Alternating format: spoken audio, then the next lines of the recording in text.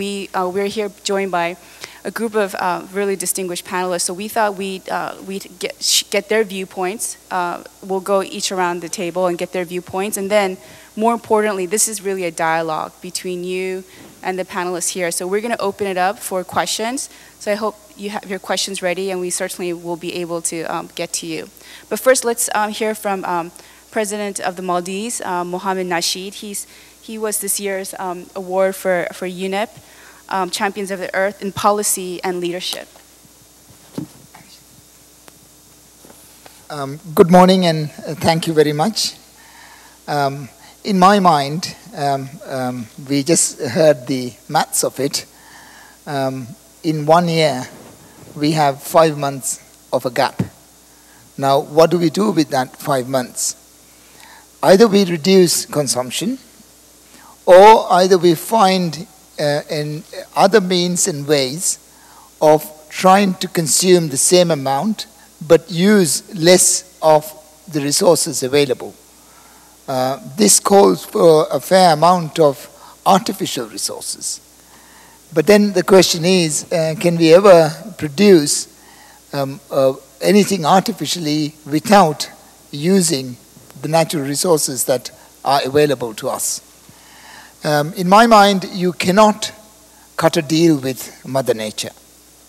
You cannot negotiate with the laws of physics. We have planetary boundaries, and we have to live within those boundaries. Right now, our main issue and concern seems to be, the main issue and concern is the amount of carbon that we are emitting, in a sense, the amount of poisonous gas that we are dumping into the atmosphere.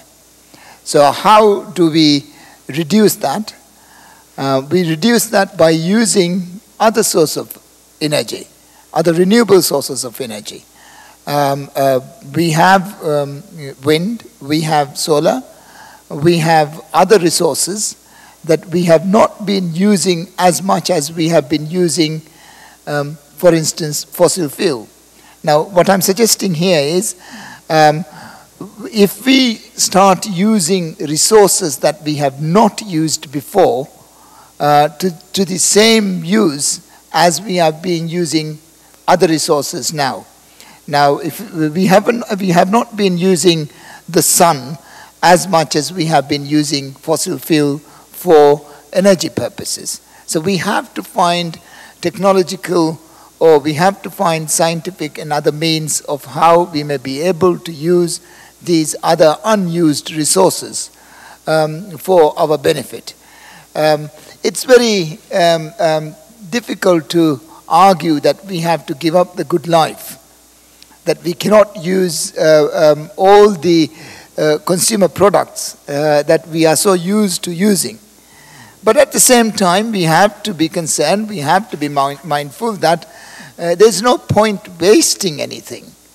Yes, you have to be using everything, but to waste any resource, as to waste money or to waste anything, would not be the intelligent thing to do. So what I feel is that we have to find other earthly resources for the benefit of the existing users, the needs that we have. Thank you. Dr. Takahashi, who's won the award on science and innovation this year. Thank you. Can you hear me? It's okay. Okay. I'm a scientist. What is the ultimate responsibility of scientists in the world community? We are supposed really to try hard to provide unbiased, most accurate information to those people who represent the people of the world. Without accurate, unbiased information, no judgment can be made correctly. We talk about the accumulation of carbon dioxide from pre-industrial time of 280 parts per million to the present day It's 380, which is about 40% increase. One question we are often asked, and which we are not able to answer correctly, and the question will be left to you people, will be, what is the tipping point of CO2 concentration or any other greenhouse gases in the atmosphere? Is there any point of no return beyond which we should not go in the environmentally totally unsound level?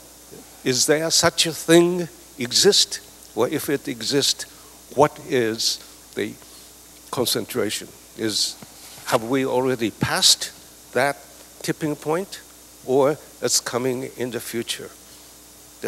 Our present science is working hard to get at that sort of answer, but it is a very difficult question, but we must answer that level of the question.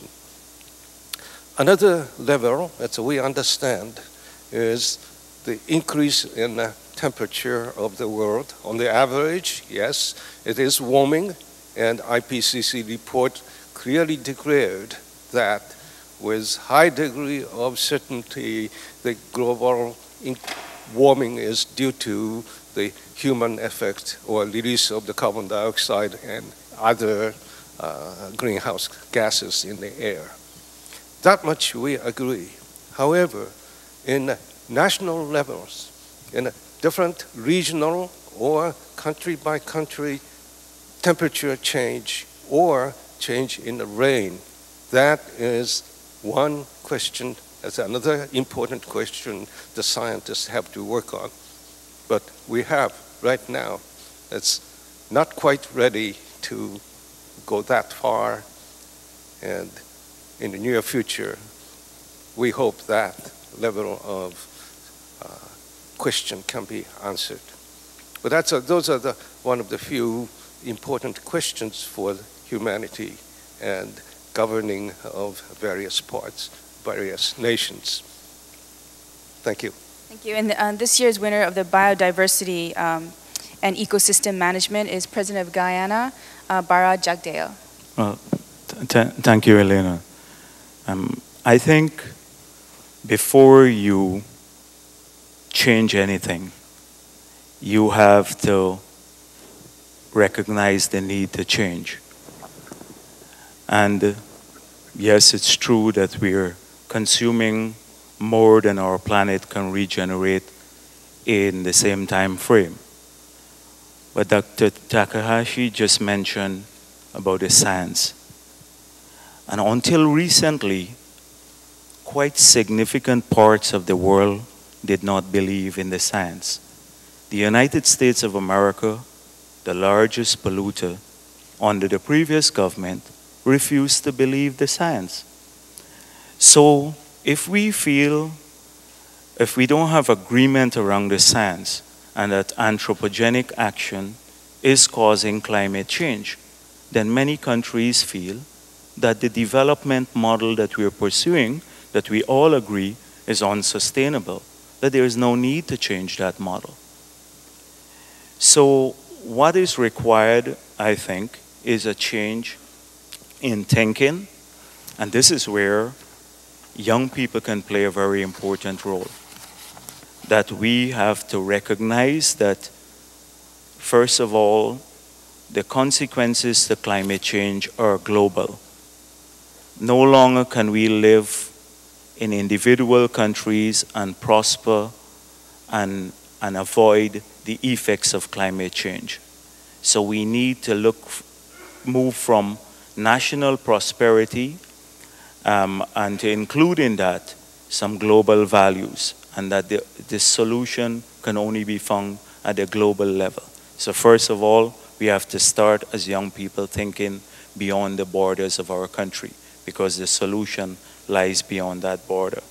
Secondly, we have to resolve to change the development model that we're pursuing.